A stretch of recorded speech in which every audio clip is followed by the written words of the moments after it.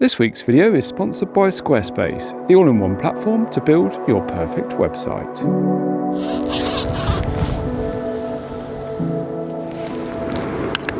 Long exposure photography is one of the most creative techniques you can use in outdoor photography. And the great thing is, you can use it almost anywhere that you've got moving subjects. So in this week's video, I thought it'd be fun to share 5 different creative techniques that you can use for long exposure photography. And we're here at one of my favorite locations as well, which I'm super thrilled about. And the sun is shining today, which is a little bit different to some of my recent videos. So I'm going to share my different approaches to each one of these different techniques. I'll share my shutter speeds, the camera setup, and how I approach it to make each one of them work. And maybe this might help you out next time you're out with your camera, or maybe give you a few creative ideas for your next photo trip. Now, I'm photographing the coastline today, but these same techniques will work just as well at a lake, a river, a waterfall, or even a small stream running through a woodland. Anywhere you've got movement in the scene, long exposure photography can help you create something a little more atmospheric and more creative. So let's start with the first technique, which is a very classic long exposure, but we're going to be shooting this at a very long telephoto focal length as well. So yeah, the first shot we're going for is a very, very long focal length. I'm zoomed in right in at 300mm here on my 70-300 lens. And we've got a lot of mist going on back there, a lot of sea spray as the water's rushing against these deep red rocks. And I think it makes a really ethereal image. And I'm going for a black and white shot here. I think it really suits that. It's really about texture, shape and form. I don't think there's going to be a huge amount of texture in the rocks themselves, but I think that's okay because I'm going for a very ethereal shot anyway. Now for this shot, I want to get quite a slow shutter speed. Like I mentioned before, we're going for a very long exposure. However, with a long focal length and even a slight breeze, camera shake can become quite a big problem. So what I've decided to do is just add a 10-stop filter, which has given me 6 seconds. At 6 seconds, I'm able to get a sharp image without too much camera shake going on. So if I maybe reduce the exposure down to about 10 seconds, something like that, then yeah, just a little bit of motion from the wind can ruin your shot basically. So that's something to look for. If it's really windy, get the tripod as low as possible, use your body to shield it, even hang your bag from the bottom of the center column. All these little things can help you get a more stable image because wind is your biggest enemy. The 10-second timer is on just to make sure I don't introduce any camera shake while I touch the image. It just gives that a little bit of time to settle, because it's surprising how much shake you can introduce and how long it takes to settle sometimes when you're shooting at a longer focal length.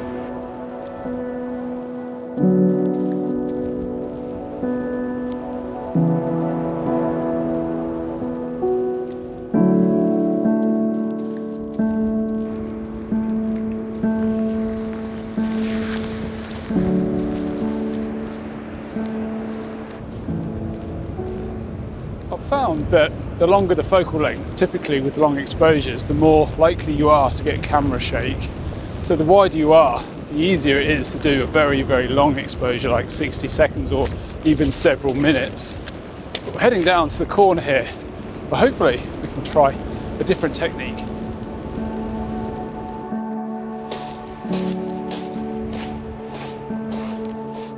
So I've set my next long exposure technique up just here in this very Martian-esque little bay we have in the corner of this beach here. It really does look quite incredible. These rocks are a very deep red colour, which are absolutely incredible.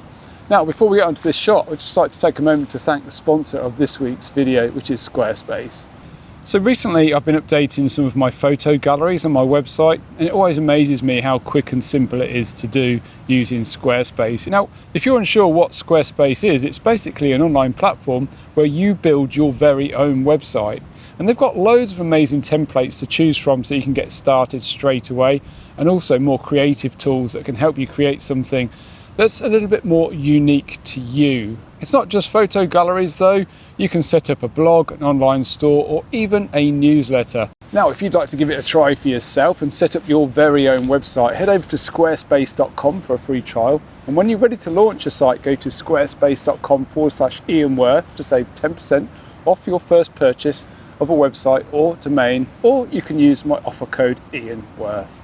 A big thanks to Squarespace for sponsoring this week's video, and please do go and check out those links in the video description. It really does help support this channel as well. Right, let's get into this shot. So, as you might be able to see behind me, I've got my camera pointing upwards at a very strange angle, and that's because I'm using these rocks here as a foreground, something to anchor the scene, something to give shape and texture, but I'm using a very long exposure and letting the clouds drift through the scene to create something, yeah, quite abstract in the way that it looks. Now, ideally, I'd like some more breaks in the cloud, but yeah, I'm kind of just experimenting here, but the clouds are moving quite quickly. At the minute, I've got a 10-stop and a 3-stop filter on, so 2 different filters to lengthen my shutter speed because it is still quite bright. And currently, I'm at 60 seconds. Yeah, that's just allowing those clouds to drift through the scene and create this sweeping patterns throughout the top part of the frame. So I guess you have that juxtaposition between the sharp, craggy rocks in the foreground and that very slow shutter speed effect that you get with those clouds moving through. Something a bit different, something creative. You can use this absolutely anywhere. Like I said, it does work better when you have big gaps, big patches of blue sky, or the clouds are very sort of small and fluffy and they're passing by quite quickly. You can get some really dramatic effects.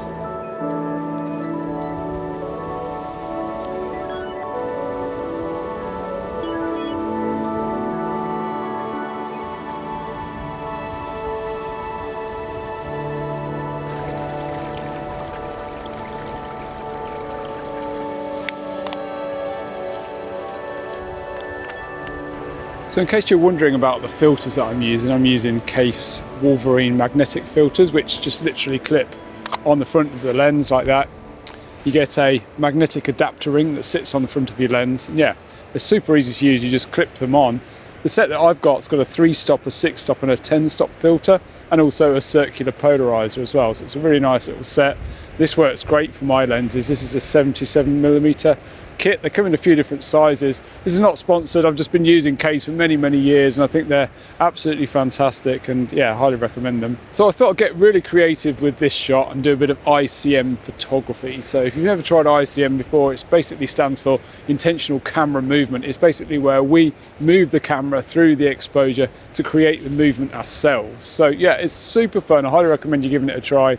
And it works great for perhaps when conditions aren't ideal for shooting the grand vistas that we all know and love. So yeah, basically what I've got here is the 6-stop filter on, which is going to be a 1/3 of a second, and I'm just going to pan through the scene as I take the exposure. So from right to left, start panning, take the shot, and that is just giving me a very abstract looking image. I think works really well. I'll show you a couple of the shots that I've taken so far, and it really is just a case of experimenting, seeing what you can come up with, because it's very hit and miss.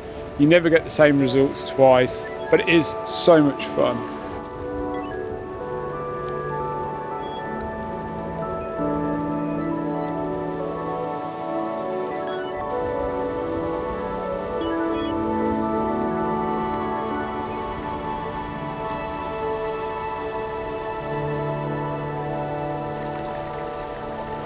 So for my next shot here, I'm going for something really different. I'm going for a long exposure, double exposure. So this camera gives you the ability to shoot 2 exposures and combine them in camera to get the double exposure effect. If your camera doesn't do that, you can do it in post. There's probably some apps out there that allow you to do it as well if you're going to do it on your phone. But yeah, it's so much fun. So the first thing I'm going to do is pan through the scene very much like we did in the first shot, from right to left. Now on my camera here, I can either choose this exposure or take another one. I'm going to click next, which is going to allow me to now take another exposure over the top of that already long panning exposure. So I'm going to reframe, and I just want to use a bit of this headland here, and I'm going to allow the streaks of water to kind of be overlaid over the top of it to create something a little bit more abstract.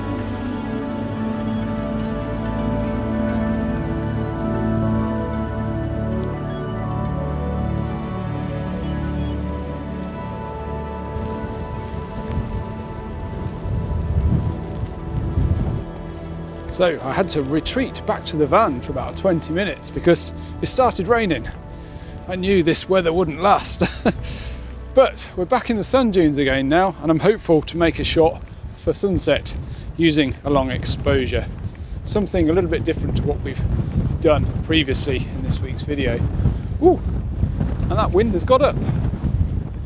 Anyway, let's get up here.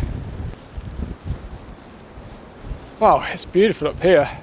And there's a slither of light on the horizon too, which is coming this way, which is always a good sign. Now, us photographers don't like wind, do we, that often? But we're going to try and use wind to our advantage in this particular scenario. So what I'm thinking is, if we can get some of this marram grass in the foreground of our shot and then just use a long exposure to show some motion within that, it might make quite a nice foreground interest in this dramatic and moody sky. Hopefully we'll add to that as well. So I think really it's about finding a nice patch of this grass that's going to lead our eye into the scene and not away from it. There's a chance we might get some good light. So I'm kind of running to a spot that I've just seen just here, which I think might be perfect, especially if this light reaches across the tops of these dunes, which it might well do. Wow. Okay, so we're all set up. The light is just about to break below the level of cloud that we have there. I've framed these marram grasses up in the foreground. We've got a bit of a continuation through the scene as well. There's a bit of a peak on the left hand side, which draws the eye down towards where the light is on the horizon. We're getting some lovely orange colours back there as well, which are being reflected on the beach and that wet sand, which is also really nice. But I'm hopeful when that light drops below the cloud level there, it's just going to allow us to get a little bit more texture and contrast on the underside of this cloud. This could be a really good sunset actually. It's got all the ingredients for it. Really, really contrasty, heavy cloud here, but yeah, nice and clear out towards the horizon there and out towards Ireland. So yeah, I'm really looking forward to seeing if this turns out all right. So yeah, I've got the Viltrox 9mm lens on. I don't need any filters at all. Currently I'm at 1/4 of a second, which is just showing a little bit of movement without it just blurring out all of the features altogether. I think that's quite a key point really when you're talking about long exposures. They don't always need to be super long. I actually prefer the quick ones sometimes, and yeah, this is a good example of that. Just 1/4 of a second just to show a little bit of motion in the tips of these grasses without losing too much texture.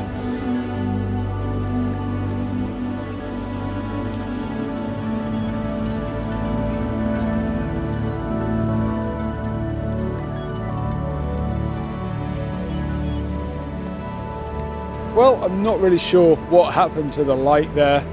It just seemed to diminish very, very quickly, which is a bit of a shame because I think it could have been pretty cool. But hopefully it demonstrates that you don't always need to focus on water for long exposure photography. In fact, trees, bushes, people, anything that's moving, cars, can make great subjects for long exposure photography. Anyway, I do hope you enjoyed this week's video. If you did, be sure to give it a like. That really does help out. And if you're not subscribed to the channel, why not consider doing so? I release a video every single week. So yeah, it'd be much appreciated. It's free. It just means your videos, my videos will show up on your homepage when I release one. So yeah, anyway, I do hope you enjoyed it, and I'll catch you again next week. Take care.